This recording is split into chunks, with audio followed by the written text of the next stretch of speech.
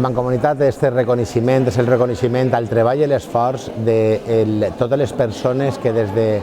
fa apenas un mes, sobre les 8:15, 8:20, acabava d'anegar-se l'últim poble de la comarca de l'Horta Sud.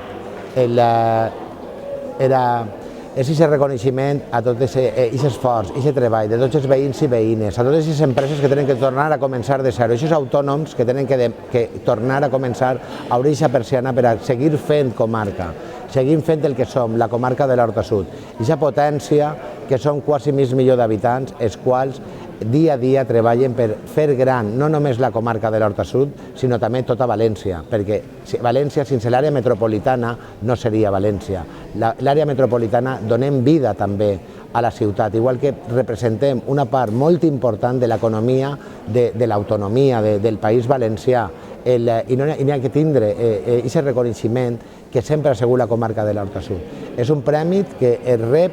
en humilitat, en molta humilitat, en aquesta humilitat que sempre ha tingut la comarca de l'Horta Sud, de treball, d'esforç, de regeneració, de tornar a créixer, en aquest moment de reconstruir-nos i tornar a ser la comarca que érem. Ha sigut un mes de treball intens, fa apenas un mes, la gent estava fent vida normal, sense, la vida normal que podia fer cada un, i a les 8 i poc l'últim poble ja estava anegat amb més de 2 metres d'aigua, i després d'estar anegats sonava aquesta alarma que ens avisava que teníem perillositat. Perillositat quan ja estàvem d'aigua, com el sol dir, fins al coll. A partir d'ahir va ser una nit molt angustiosa en la qual es varen perdre moltes vides, es va perdre tota la història, tota la nostra vida personal, el que eren comerços, el que era la vida dels autònoms, la vida de les persones, l'hogar de moltes persones, el que és el llar de moltes persones que es perdia també. S'arrossegava el nostre patrimoni, també cultural, s'arrossegava per l'aigua i arrossegava tot per on passava.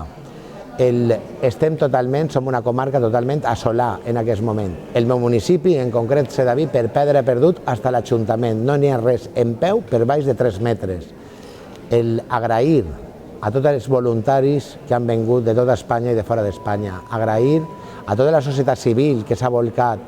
en tots els municipis,